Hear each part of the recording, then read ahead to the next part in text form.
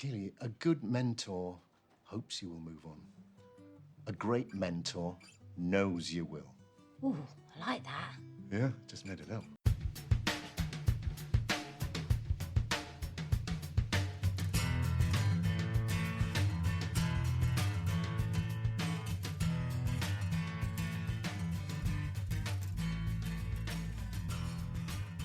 Welcome to the Managing Humans podcast. I'm your host, Chad Bates. This is episode 0. This week is an introduction to the podcast. My wife, Sabrina, was kind enough to be the interviewer for this week. We're going to use all of the typical questions that we ask guests on the podcast just to give you an introduction to what it's going to sound like in the coming weeks. So let's get started. Hi. Hi. Thanks for asking me to do this. You bet. Thank you for doing it. You're welcome. I'm kind of I have a couple of questions. Oh, only a couple? Only a couple. Well, just starting off, Mhm. like one, this podcast that you've been wanting to do Yes. is typically you interviewing other people. That is true. It's a little backwards for the first episode. Yeah, tell me about that. Why are you asking me to interview you on this episode? I want to share my deep knowledge with everyone. Okay, so you want more Really, people. Actually, I can't think of a better way to do this, and it's too weird to just talk into a microphone by myself. So Okay. And I happen to be handy in the house? Yes. Okay, that's great. I just wanted to clarify that before we really dig deep into management and your background and experience with all of that, and kind of give people a little bit of a kind of a taste of maybe things to come in the future. Yes. Well, and you're always the one that's asking me questions Mm-hmm. that you've gathered from others, I think, sometimes. So it seemed natural for you to be the first questioner. Thank you. Yeah, I appreciate that. It is interesting that as I have introduced you to coworkers or friends over the entirety of our marriage, people are naturally drawn to you and your knowledge and how you just are with people. You're very safe. You listen. You give good feedback. You don't give too much feedback. I think those are all things that are important. And I think that my coworkers that have become friends have really seen you as an asset and a person that they can rely on to get good information. All right. It's a good thing I'm doing this podcast. It's a good thing. Should we start with the first question? Yes. Okay. So, I mean, I know we've been married a long time, and I know I do know a lot. Yes. But I don't truly know what your first paying job was. Mhm. Not like babysitting or getting paid to mow the lawn, that kind of thing. But what was the first job you ever had where you actually had like a salary and got paid? Well, definitely not a salary. Okay. I got paid hourly when I was 15 and a half, I think. I walked down to a neighborhood restaurant called Trappers and asked if they had any jobs, and they said, yes, we need a dishwasher. And I said, great, I'll do that. And then they told me to show up the next night at like 5 o'clock and I could get started. And I think the only requirement was like wear black pants or something like that. So I said, no problem. Okay, so I have two questions about that. Okay. One, what kind of restaurant was Trappers? Yeah, I've never heard of this restaurant. It doesn't exist anymore. Now it's a sports bar in that building in Kirkland. But I didn't even know what it was until I started working there, and I had gone there many times as a child because I always just got like the cheeseburger off the kids menu, but it literally was a Trappers restaurant, and it was really well themed around that. There were like snowshoes and bear traps and stuff on the wall, and I realized what I had not realized all those years being a child when I walked by a tray full of rabbit like haunches, and I was like, wow, that looks like weird chicken. Oh no, it's not chicken, it's rabbit. And they had a lot of like elk and deer and anything that can be trapped or shot. All right. Okay. It sounds rustic. Very. That's probably why it's not there anymore. And what drew you to a career of dishwashing? I wanted to get money to buy a Nintendo entertainment system. This is, God, Nintendo or well, that's how my mom said it. Nintendo? Nintendo, and like the original, you know, back when it was like 8-bit graphics, and um, yeah, I think the only game that I knew of was Super Mario Brothers. All right. So how was that experience for you, being like out first time out on the like in the real world? Yeah, I think I only lasted 3 days, and it was not a great career experience. Like I don't put it on the resume anymore. um, I guess in hindsight, I learned a lot of things about like just having a job that I didn't know at the time, but it was really gross. It it lingered on me. It like just the chemicals and the gross food and remnants of hunter's dinner or whatever came back. It was like it lingered on your clothes, and you had to take a shower when you got home to like wash off the goop. And yeah, it definitely. Well, I can't say I never had another job in food service because I worked at a fast food restaurant, but both of those combined to like remind me that I really wanted a job in an office that I didn't have to like rinse off afterwards and burn my clothes when I was done. So we talked about this briefly earlier, and you talked about the fact that you felt like you hadn't really been shown or taught how to be an employee or Right. how to have a job. Yeah. Do you want to share a little bit more about that? Yeah, I mean the extent of the onboarding was, listen to Bill, the senior dishwasher, and I think Bill's only 2 training modules were, here's how the table numbers are in the restaurant so that when a server tells you to clear a table, you know which one to go to, and don't eat food off of the plates. I love that one. Yeah. And end of onboarding, you're ready to go. I think he showed me how to use the dishwasher, but even that was like put stuff in the rack, shove it in, hold the handle down, hit the button. It was not a long intro. So yeah, I didn't even know that there was such a thing as like a schedule in a restaurant. I thought you just showed up every day at 5 and worked until they told you to leave, and everybody else was in charge of you and told you what to do, whether they were servers, other bussers. I mean, when you're the lowest person on the ladder, everybody else is your boss. Would you say it was a steep learning curve for a very short amount of time, considering you made it just a few days? Yeah, I mean, I definitely learned how to use the dishwasher, and I learned all the table numbers, but that was about it. Cool.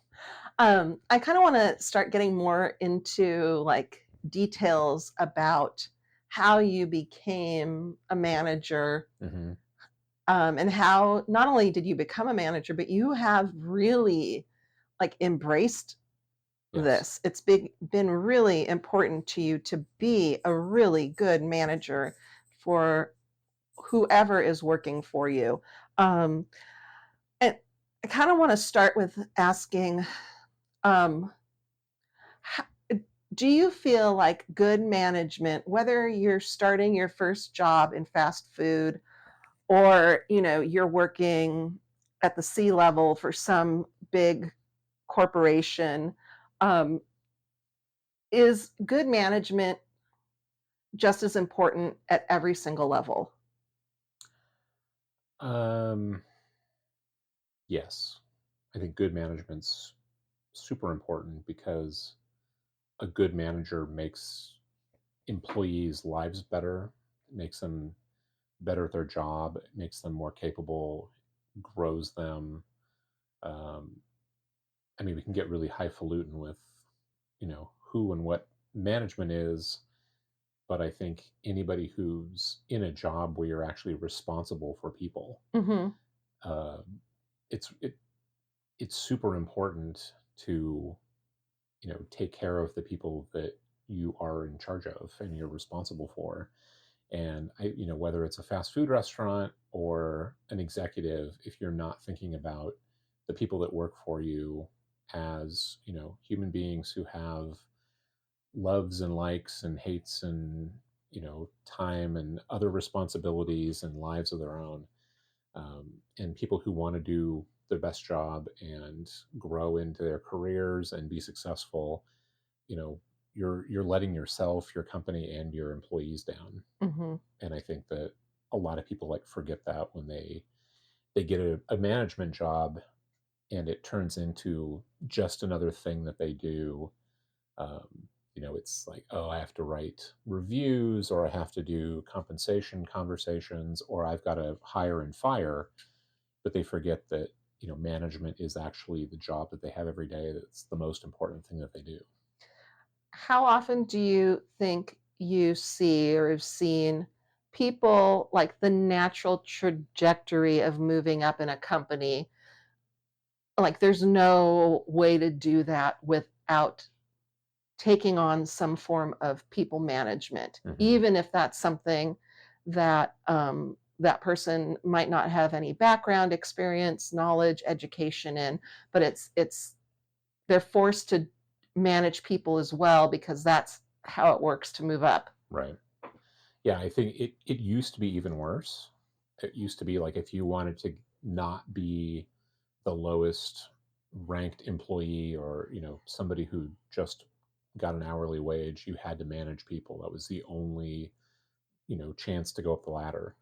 And I think a lot of, especially tech companies, but I think a lot of other types of knowledge based employment companies have other opportunities now where it's you can be an individual contributor, but you can move up into a senior or principal role where you're not really in charge of anybody, but you might be like a mentor, or you're doing more like architecting if you're in like software, or you're coming up with the plan, but you're not responsible for executing it, or hiring and managing the people that are going to do it.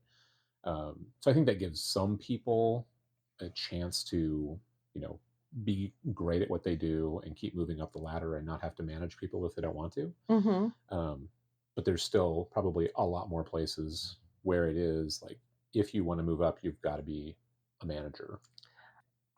Um, I'm just curious to know, like, do you often see people in larger companies or even smaller companies, follow that growth trajectory, but and they're made managers. It's the only way that they can move up, but they're actually not provided any kind of guidance or supports, um, or mentorship to make them successful managers. Yeah. Oh, especially at bigger companies. I think there are some that have realized that just making someone a manager doesn't end the job. Like they have to train them, and even then some of them it's like, here's how to hire, here's how to fire. It's not, here's how to grow your team, here's how to, work through challenging conversations, here's how to, Have help. healthy culture in your Yeah.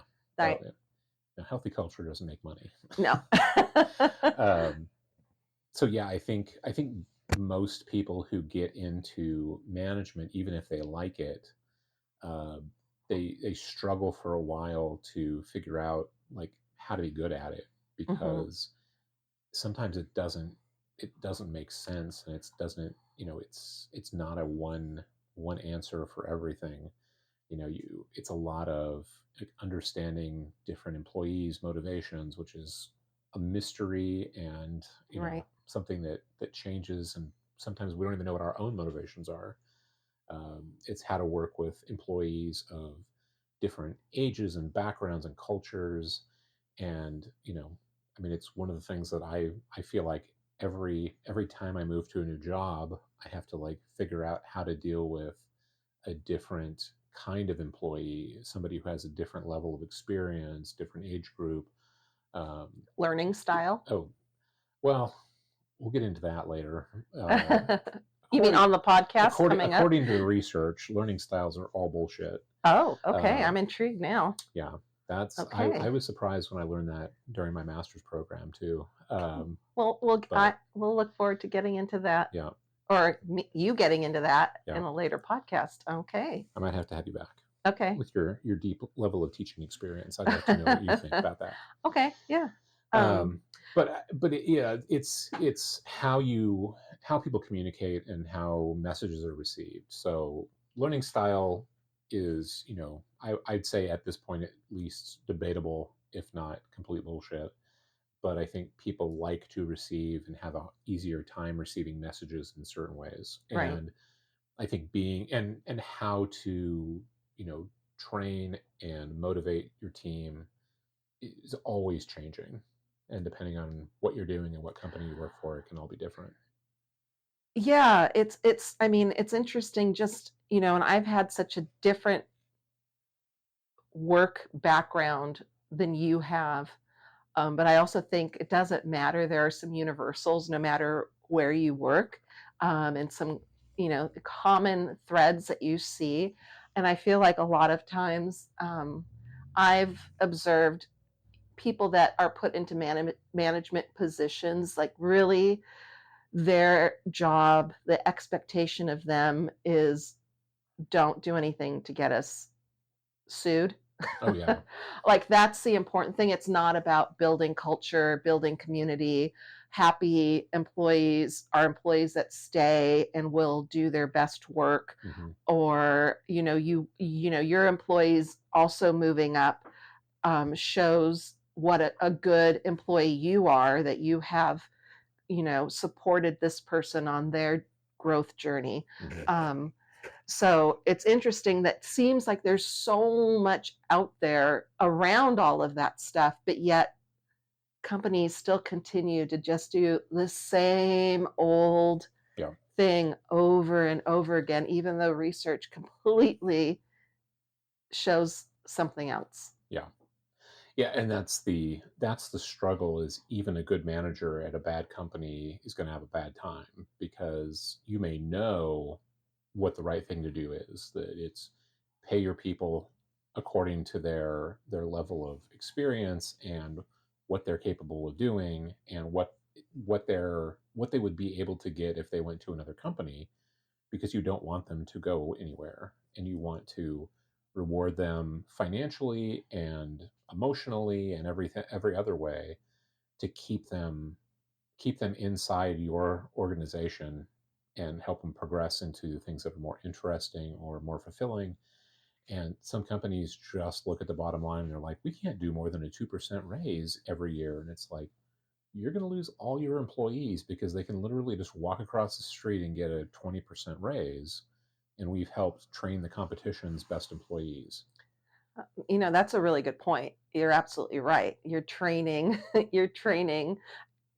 people to go to another company and to Mhm. make more money. Right. I never thought of it that way. I've always thought of it as anytime somebody leaves an organization, it really brings the overall team morale down. Mhm. And it also really brings the team down when a new person comes in.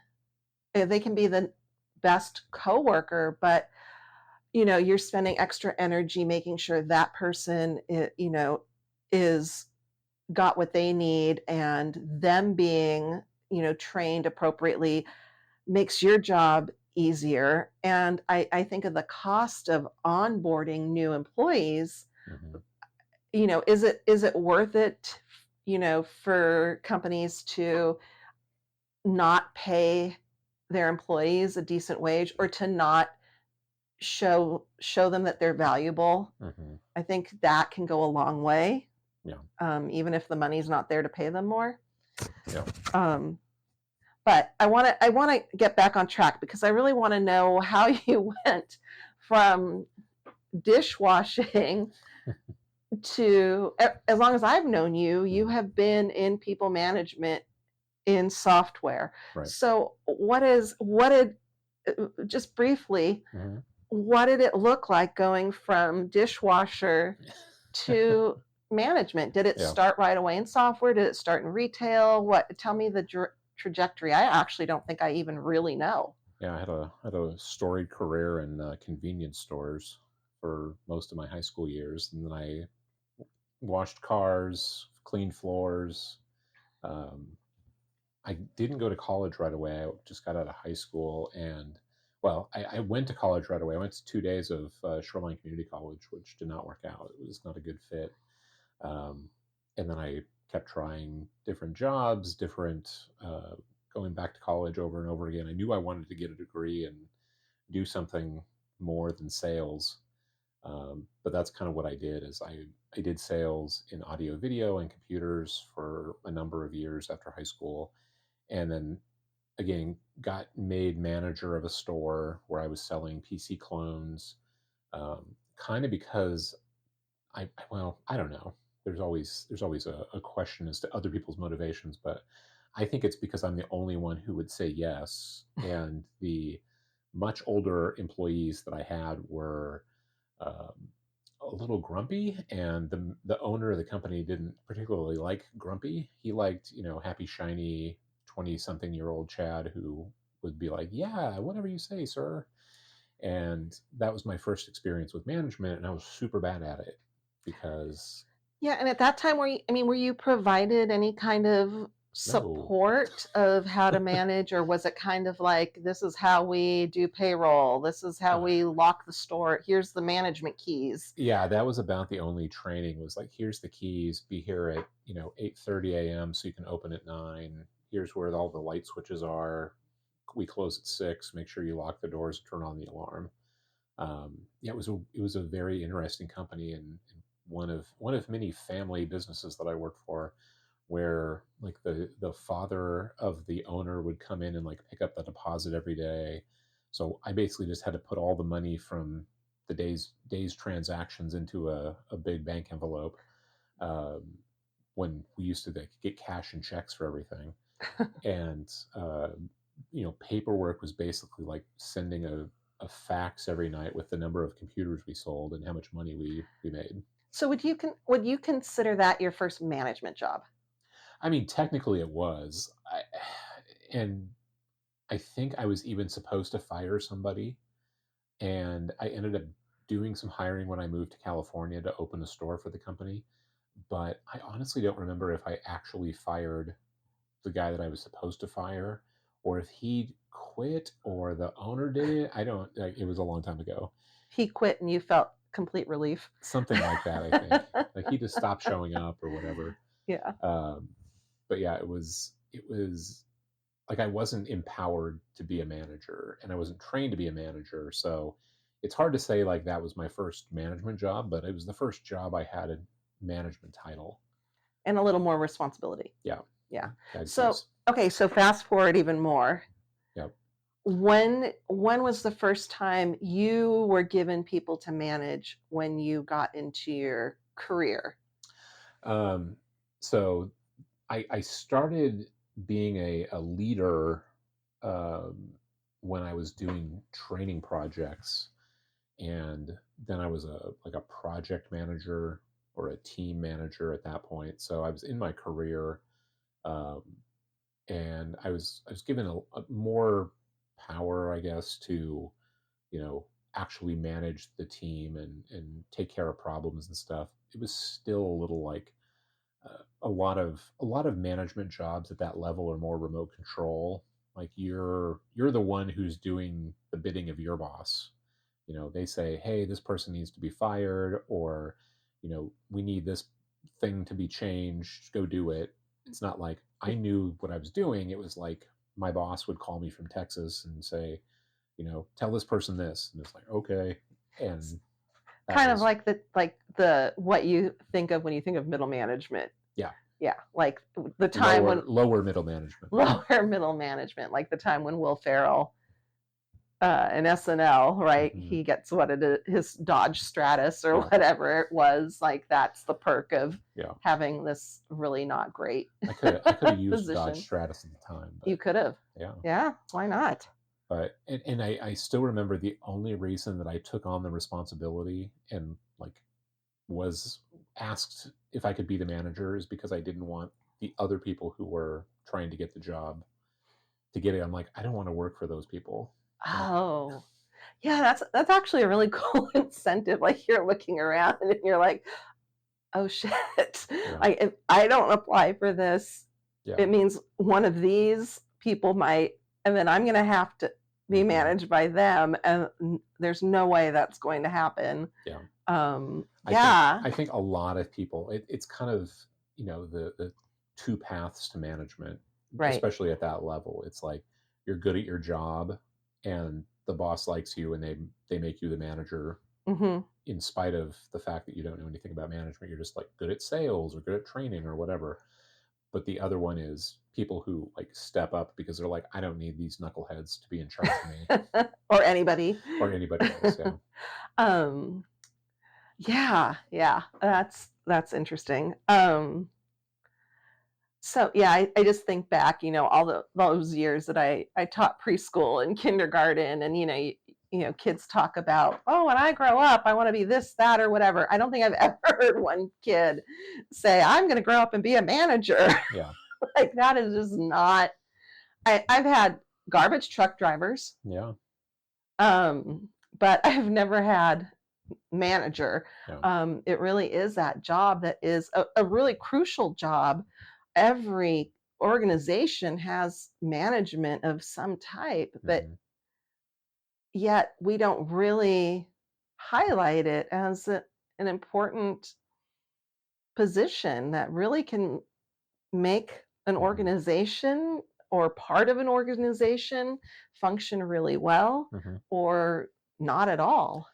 Well, and a lot of times when organizations struggle, they flatten the organization, which basically means we fire all the managers. And the executives get to be the, directors, and the directors get to be the line managers, and all the people who were actually doing the middle management are now fired, or they get pushed down into, individual contributor roles. The good old fashioned reorg. Yeah. Yeah. Guess what? We're doing a reorg. It's Yeah. going to be great. Don't worry. Yeah. Everybody with financial troubles loves a reorg. Yes. And the thing is that nobody ever looks at, like, 4 years after the reorg, and the reorg happened in reverse. Like, you have to have a professional level of management to really run large organizations and even small organizations. Hmm. Because if you really have executives who are doing their job and like thinking strategically and looking down the road and all those kinds of things, they can't directly manage a bunch of people. And even the number of people that you can manage is limited. I think a lot of research says like 8 is literally the biggest number of people you can effectively manage. And I think of the number of jobs that I've had where I've had 60 or 30 employees, and how I- inefficient and ineffective that is. I've seen you have positions for very large organizations Hmm. where you've had 60 employees, Hmm. and your entire week was one-on-one after one-on-one Hmm. throughout the entire week, because that's what the expectation of the job was, Hmm. but yet also gave you zero opportunity or time to actually do anything with the information you were getting from these one-on-ones. Hmm.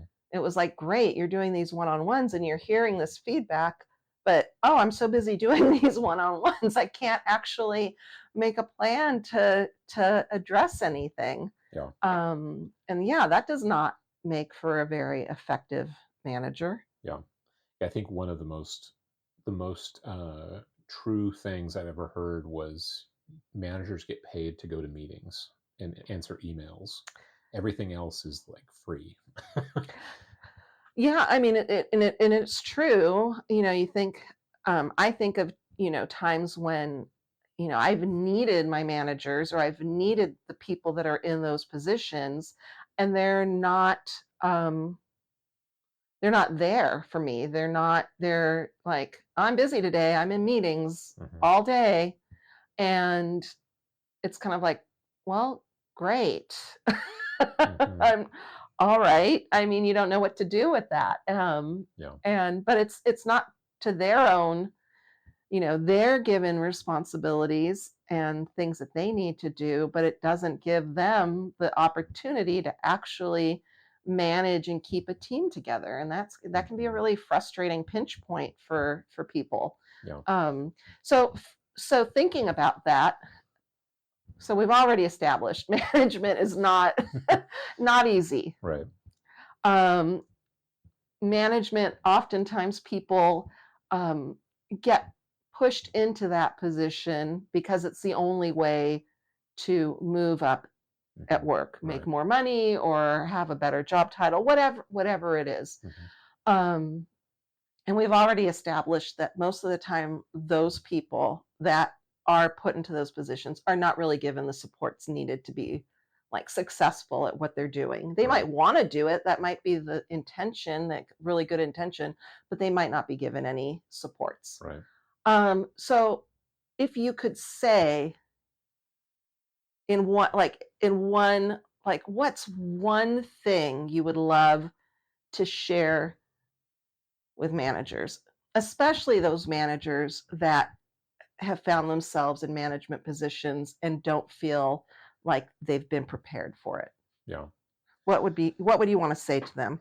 Listen to this podcast every week and learn. No, I think that it goes both ways. Like you need to have training. You need to you need to have the opportunity to be a manager.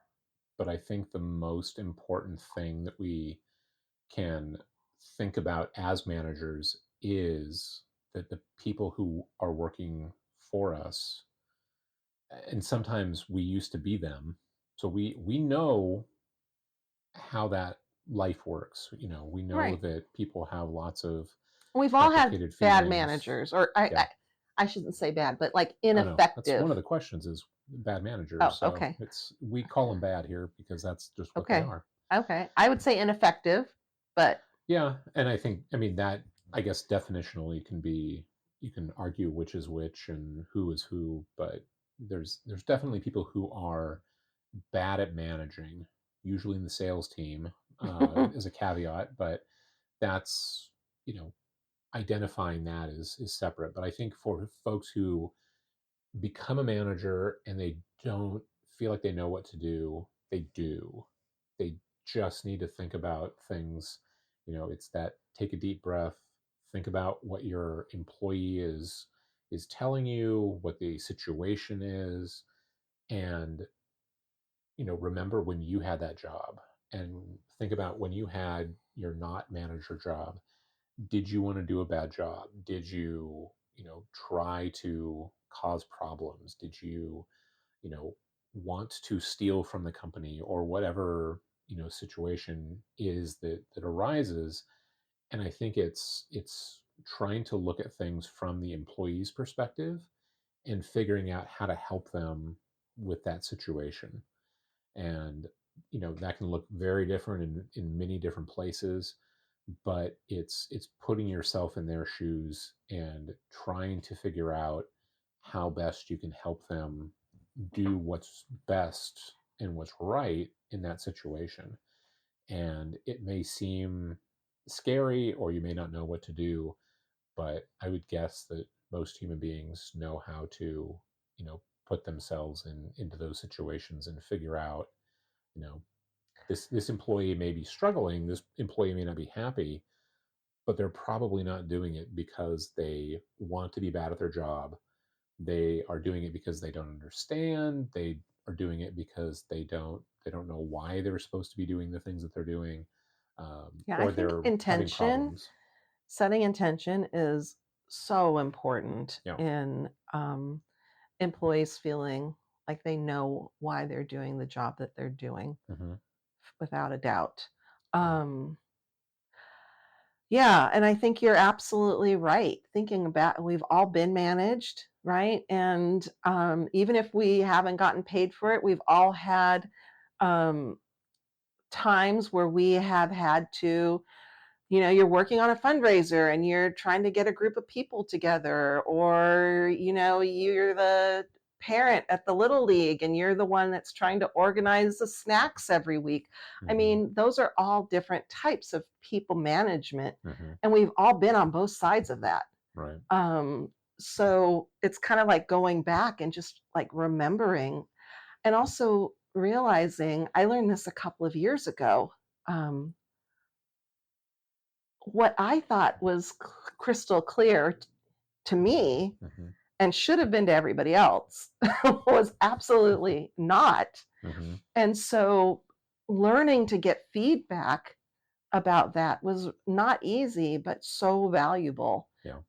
And I've always appreciated managers, directors, whoever's been the person above me. I've always appreciated those people where I could give them direct feedback in the moment, um, and hear directly back from them. Mhm. Like, I don't understand this, or I need your help with this, or when when you do it this way, that's very challenging for me. And so I would imagine one of the, to me, most exciting things, maybe when you're a new manager especially, but when you get to hire somebody, Mhm. when you get to, sometimes management, you get pushed into that and you already have a team you're given. And it's like, here, figure out how to work with this group of people. Mhm. Um, but I can imagine like having a new hire that you've gotten to interview,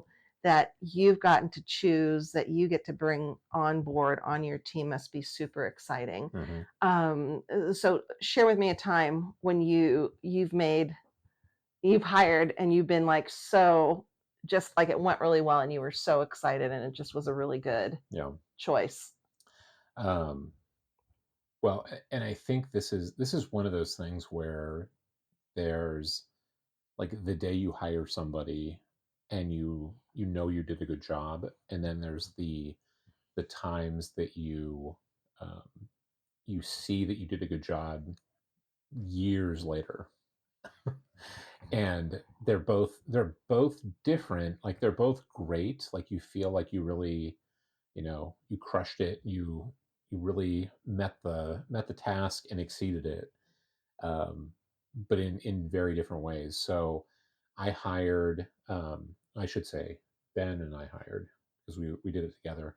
We hired First of all, who's Ben? Ben Wilson, who is going to be on episode number one, one of my best friends and my co-manager in the concierge team at Amazon. And we had to hire like 40 people in a couple of months, and it was grueling. And it was really fun because we got to do it together. And every time, so I mean, most people, if they work in any kind of tech or anything, have read like how Amazon interviews go. Like they're very formulaic, and you use like a question bank, so it's all very uh, Equitable. sure, we'll call it that. I'd say again, like you said earlier, it's like the job is to not get sued. Yes. And I think that's my opinion of most HR and recruiting tasks, is not actually to hire people or help employees. It's to keep the company from getting sued. So that's kind of what that's for. Um, and it was, but we found somebody in the monks. I mean, we hired so many people and made offers to more and interviewed twice as many. It's like for every 10 people we might have hired two or three. And um, one, Lily, was so energetic, and all of her jobs had like nothing to do with what we were asking of this position. Like, I don't even know how she got through the recruiter's phases and the phone interviews, but was just high energy, super positive. And, we were like, we can't wait for this person to start. Like, she was great. Um, and has been successful, and been at Amazon for many years, and has been in I think she was definitely a lead for a while when Ben and I were there, and I think she might have gone into management. But just great employee, great person, all around, awesome hire. So have you kept in touch with her? Yep. And have you seen her professional growth over Yep. the years? And probably the greatest professional growth that anybody can have is to get into a position and realize you don't like it, and to go back to something you do. So that's there's, like I said before, there's a lot of people who get pushed into management, and then it's like, this is not for me, and then they get stuck in it Yeah. and get really disillusioned or unhappy and just miserable. Well, unfortunately, in a lot of organizations, it's the only way to, to make Move more up, money. yeah. I mean, honestly. Yeah, that's for sure. So whether you're good at it or not, or you like it or not, like a Mhm. lot of times that's like, if you want to make a living wage, Yeah. you're going to have to agree to manage people. Yeah. Yeah. Thinking about all of those interviews, and I remember you flying quite a bit to Virginia Mhm. to do all of those.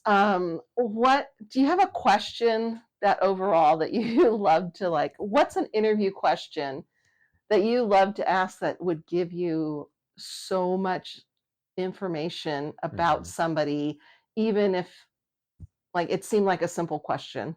Yeah.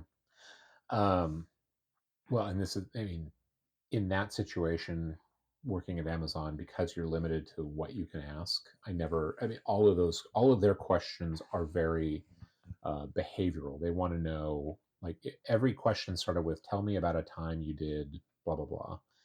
And I do like that. I like having examples where people have actually done a thing, because that's a lot more telling than, tell me what you think about something. But being in customer service and technical support most of my career, and that doing hiring in that space, like, I really need somebody who knows how to ask the right questions and not assume things. So my favorite question is, I'm calling in and I need help making a sandwich. And then I let the candidate start with that. And the number of bad answers to this question is massive. It seems like an easy question. Right. And all I really want, and again, this is where we get into, when you start looking at interview questions and how you interview people and why you interview people, it's like, I'm not necessarily looking for an answer. Like, I don't want somebody who's going to make an amazing sandwich on a baguette that, I got from Italy. I'm always looking for that person. Well, yeah, I mean, it's nice if you're going to open a sandwich shop, but if Yeah. you're going to do technical support, it's someone who asks the question, like, what kind of sandwich do you want? And that, to me, that seems like a no-brainer, but I think that It's not. Yeah, it's not. Yeah. It's like, well, I really like tuna. Yeah, a lot of So- people just go with, like, they just start. It's like, we'll go to the refrigerator and get peanut butter and jelly. And as my wife knows, that I'm deathly allergic to peanuts. You're like, eh. Yeah, I'm like, you're automatically fired. And the hook comes out and just This interview is over. Get out. But it's yeah, I mean, other than the allergy, it's a bad way to start, because if you're in technical support or customer service, you don't know what the problem is. Right. You have to find out, the number of times you get something where it's like, this is broke or this isn't working. And it's like, all right, tell me about what's not working. Let's find out what the true problem is. Mm-hmm. And I think with customer service, technical support, any kind of, helping the public or people who are calling in your customers, it's like, you have to find out what they actually want, because sometimes people get upset, they don't know how to do something, and it's like, what they really want is for the thing to work, or they want, when I worked in retail, they would bring something in and they would want their money back, which is totally understandable. But then you would say, well, tell me what is happening. Like, is it not working? Is it not what you like? Is it the wrong color? and so many times, if you actually just ask those questions, you save the sale, and you turn the person into a happy customer because they came into the store and bought something for a reason, or they are using your service because they wanted it for a reason. um, it can be too expensive, it cannot work the way they want it to, it doesn't live up to the expectations that they built. But you have to ask those questions to figure out what it is that they were trying to get and why they're not happy. And I think that the sandwich question may be an inelegant way of finding out if someone even has that thought in their mind. That ability Yeah. to, like, what do you need? Right. Yeah. Yeah. And that's big. Yeah. I mean, that's big. A lot of people do not have that ability. Yeah. But, I have to say, recently, speaking to a manager of mine, and, having that manager kind of really dig deep with me, Mhm. and take the time and really kind of like scrape away at, like, okay, what's really at the root of this response reaction, Mhm. meant the world to me. And I think that, to know that when you're doing an interview, something as simple as like making me a sandwich, um, and to be asked, okay, well, what do you want? Mhm. you Right. know, um, I think that that's just across the board. That's huge. Just in life is like, figuring out, well, what do you need? What do you want? How can I support you? Mhm. I think are three really crucial questions, when it comes to having an effective manager, Yeah. without a doubt. Yeah, I mean, I think it's something that we miss a lot. And I know some companies have, annual reviews, quarterly reviews, development plans, whatever. But I think it's something that every manager's got to be able to ask their, employee or teammate or whatever they're called at each individual company. It's like, how can I help you? Mhm. There's lots of places where it's easy for the manager to say, I need you to do this, but what is it that the employee needs from me to do their best job, to grow in their career, to you know enjoy Right. being at work, because we want them to stick around. You don't have to name names, Mhm.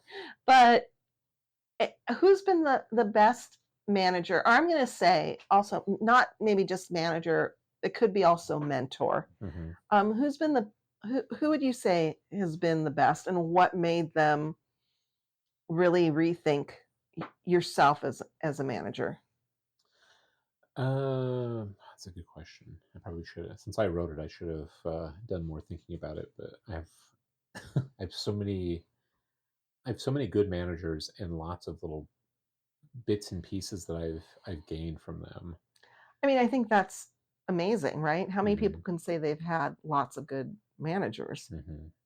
Not very many. True. Um, I mean, I think a couple of teachers have actually been probably really helpful in, like, Tell me more about that. What do you mean by um, like who? Like high school yeah, teachers, I college my high teachers? school DECA advisor and marketing teacher, Mr. Spear, was, you know, like, got me really thinking about, like, what it is to work in a company, work for a business, like, really, focus on, um, Can I assume this was after your trappers yeah, work experience? yeah, Okay. yeah. I think it was junior and senior year, so that was after that. And and then I've had good managers. I've had a lot of managers who are especially good at being hands off. Like, there's way too much use of the word micromanaging that goes around, because I think it's one of those terms that kind of has become too overused, and, like, everybody who doesn't like what their manager does is micromanaging. But I had a lot of managers who did the right amount of oversight and training, so that I could work on my own, because of a lot of the jobs that I had were, traveling the country, doing training, and, doing consulting. And they couldn't and wouldn't be watching me do everything I was doing. So they were exceptionally good at like setting expectations and putting a training plan in place. And so when I actually started, they would, I was ready for the job. I knew what I needed, and they would provide, updates as needed. But it was very, hands off because of location. They were in Texas. I was in everywhere in the Hmm. US. Or, I'd see them every 3 months. And it would, when we had those interactions, it was great because they would gather more information and they would do all the things that a manager needs to do. And they were always available and would give good advice if I were to, email them or phone or call them on the phone. But it was, they had a sense of, who could do the job well, and to leave them to do their job. Okay, so I have a question about that Yeah. because I mean, to me, that sounds exactly what you would want, right, out of a Hmm. manager. They're there to support you when you need it. Hmm. They're providing you with what you need when you need it, but then they're also let trusting. I Hmm. hear that there's some trust there, right? They're trusting you that you're going to do your job and do it well. Right. But as a manager, I can imagine how stressful it can be when all of your employees fall on that scale in a different place, Oh yeah. right? Yeah. You have to And know where on the spectrum they are. where all of them, right? Yeah. Some might need or want Hmm. even more um, guidance, direction, Hmm. support.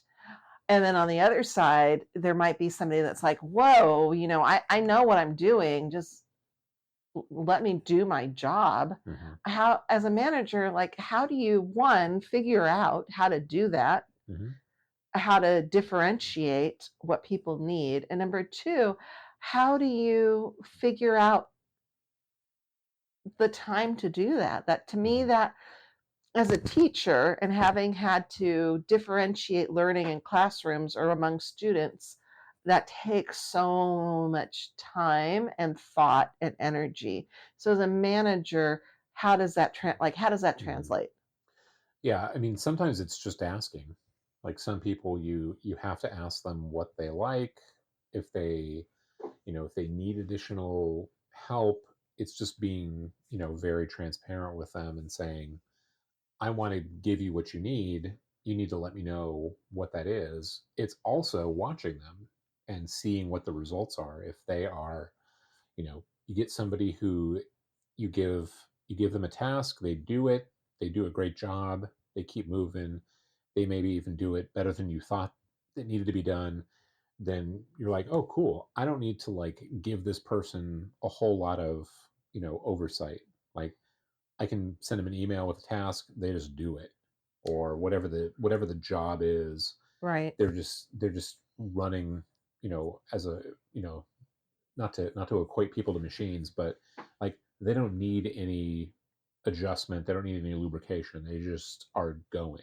Can I push back a little bit Yeah. though and kind of say that not all managers are approachable enough for their employees to actually come to them and say, hey, you know what? Hmm. I need more support from you. Or, Yeah. you know what? Actually, I need you to trust me a little bit more. Hmm. Um, and I think that can become a real challenge Hmm. um, if you don't feel comfortable having those.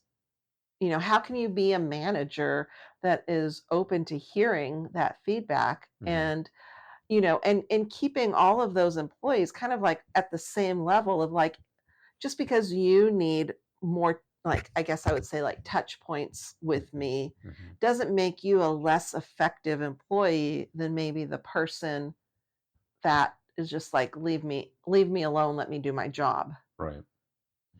I mean, I guess that gets into a whole, you know chicken and the egg is like, if you're going to have employees who are going to be able to tell you that, you've got to be approachable, you've got to be transparent, you've got to be a good communicator as manager. You have to set those expectations. You have to like, Trustworthy. yeah, I mean, I think a lot of it comes down to like, you set your expectations, you set the why, you set the parameters of what's acceptable and what's not, and then you have to let people do the job and see how they respond.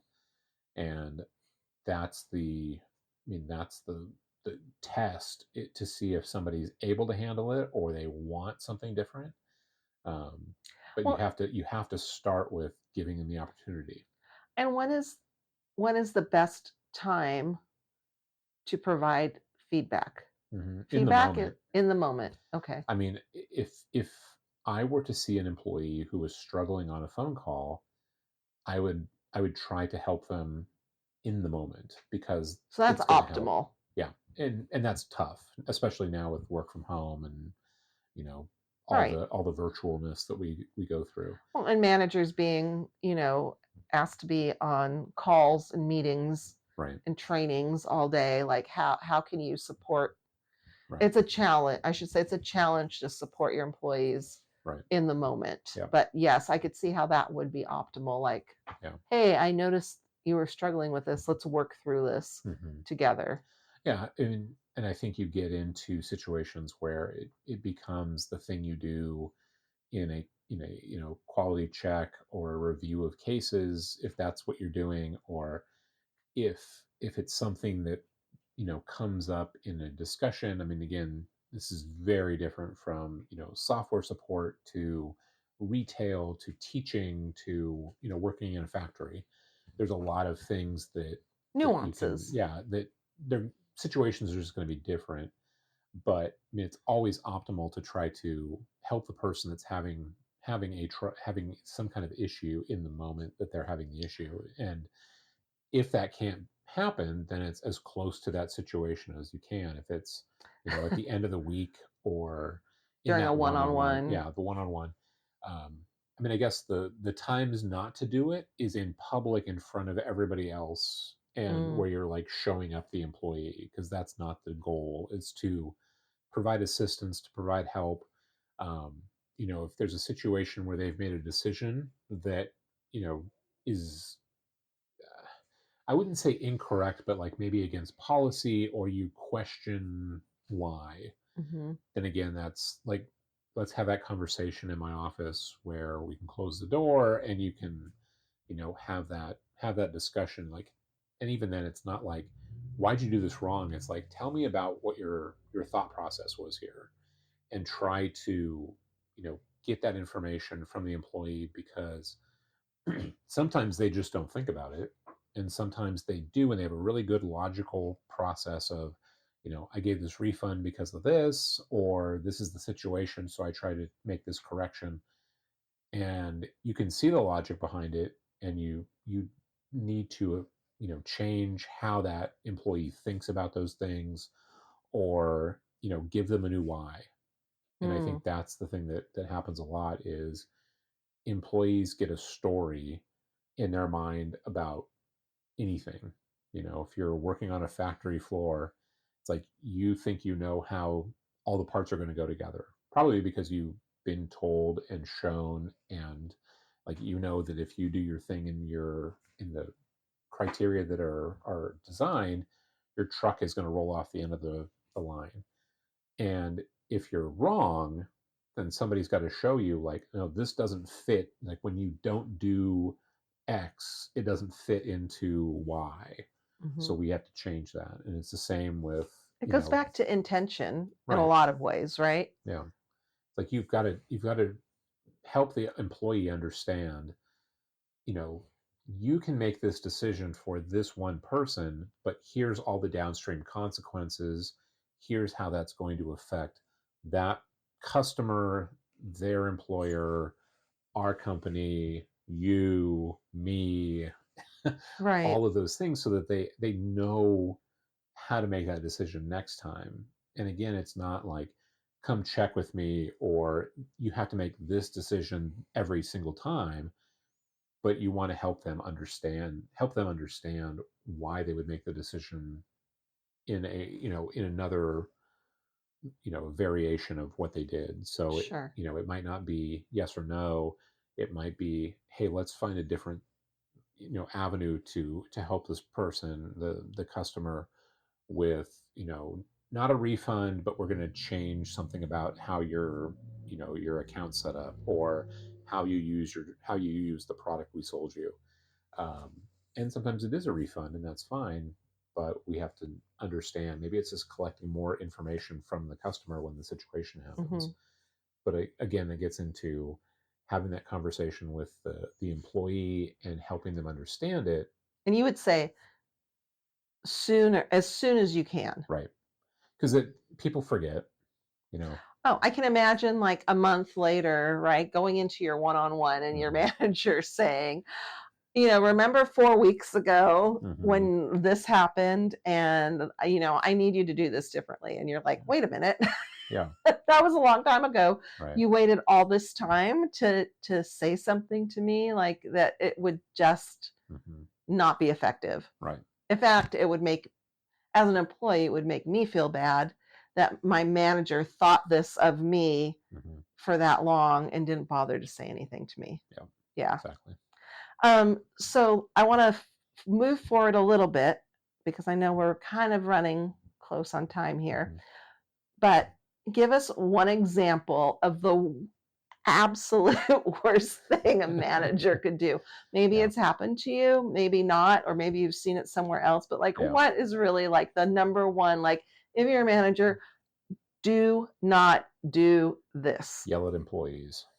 Okay. That's I've used this example in numerous ways, and I think about it all the time. I was working for a retail company many years ago, and the manager that I had would get her way by yelling at people. If she wanted something shipped out, if she wanted something done, she would just scream at people.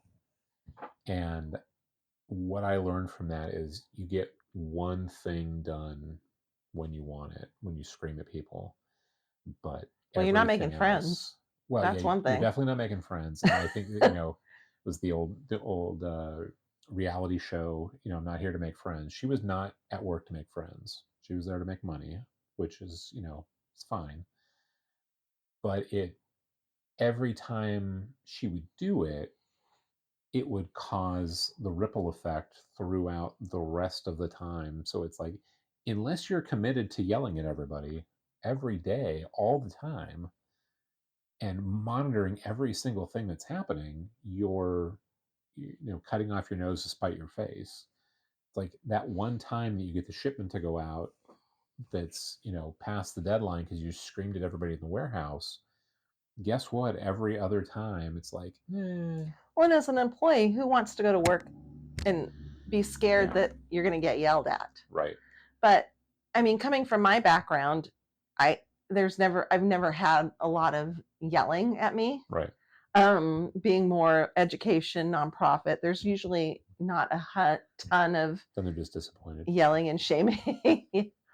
But I'd like to say that's kind of like an old school kind of Mhm. thing of the past, but not that long ago. I mean, you were working for a software company, Yeah. and one of the managers, Vice presidents at the software, you would come home and you would tell me this person was yelling and belittling the employees in Mhm. front of everybody. And I think I remember just being like gobsmacked by that. Like, what the heck? Like, how is that even tolerated these Mhm. days? And Yeah. it was like the rest of the leadership of that organization let this person Yeah. yell and scream at the employees. And I can't imagine that it was effective. Yeah, it didn't. It was not effective. um, and I think the lesson I learned from that, I always call it construction workers and artists, is when you and I think it's even more nuanced than that. But if you I had a friend who worked in construction from the time he got out of high school. And he's probably still doing it now. And he would tell me about coming, having to, be the foreman on a project, and you'd have a bunch of laborers or iron workers or whatever standing around, and you'd be like, "Hey guys, let's go get back to work," and they would, kind of, light another cigarette or eat another sandwich or whatever, and then the boss would come out and yell at them and tell them if they, didn't get off their lazy butts, he was going to fire them all. And then guess what? They were back to work. But if you did that to a group of artists, they would just be shaken to their core and couldn't continue.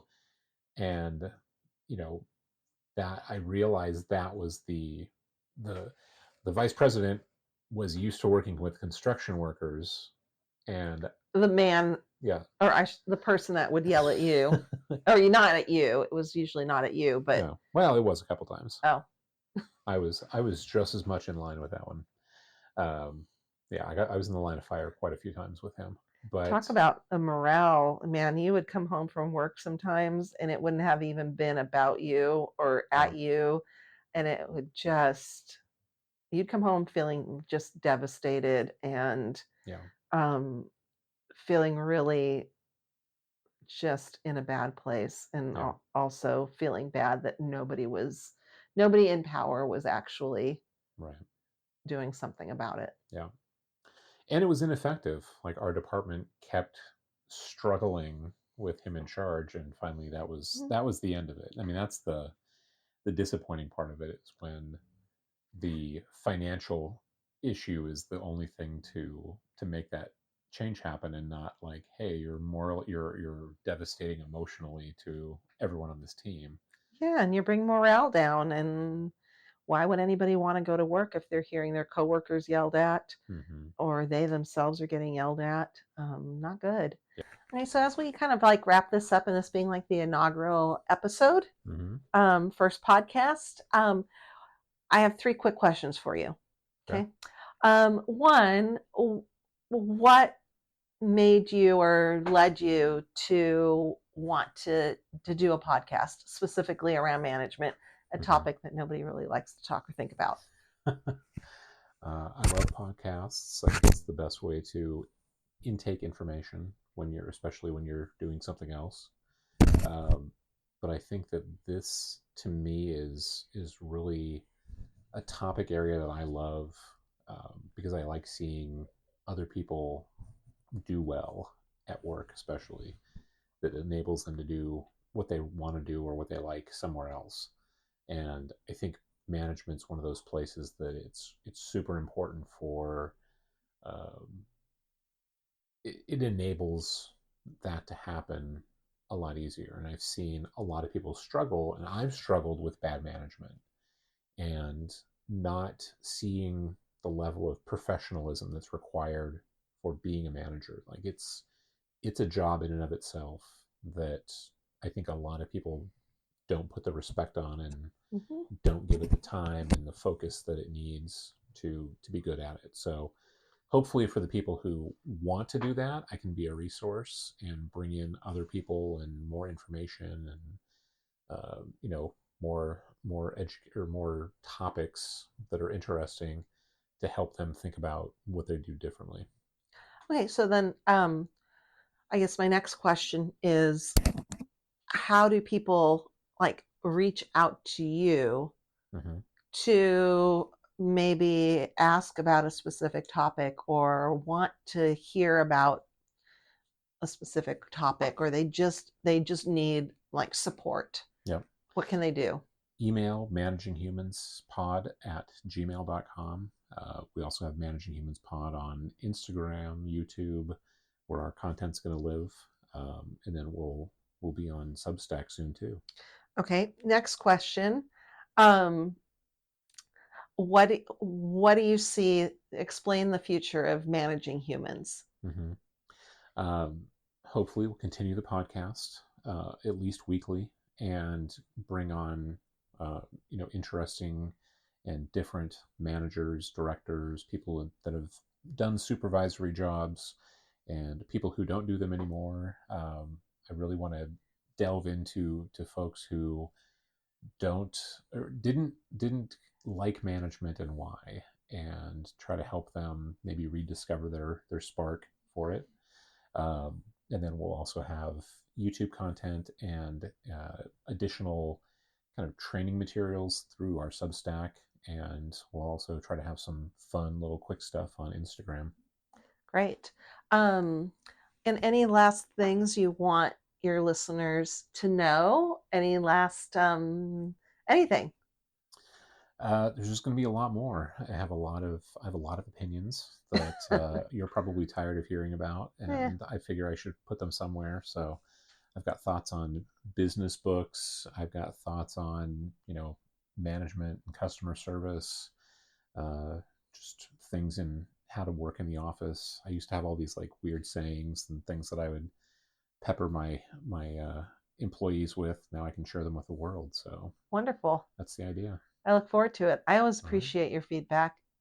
I also always appreciate the fact that you give me true and honest feedback, even when it's hard for me to hear. Yeah. Yeah.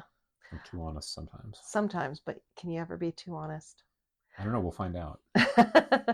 I'm looking forward to your first interview, which is Ben Wilson. Yep. Currently in Australia. Yes. And a manager extraordinaire, a human being extraordinaire. Yeah. Not currently a manager, but we talk a little about that. But yeah, we'll probably have more interviews with Ben. And if you just listen for the cool accent, that's all you need to do. Yeah. Yeah. And I also want to say that this podcast was brought to you by by wine. By wine, specifically War King wine in Woodinville. Not a sponsor. Not a sponsor, but a favorite. That's right. We're always open to sponsorships from different alcohol brands. That's right. And we'll be happy to have War King be the first. That's right. Make the end of your management day bright by having some alcohol. That's right. All right. Well, thanks for asking me to do this for you, sweetheart. Yeah. I really enjoyed myself. Thank you for doing it. I can't wait to see what else comes up. Right.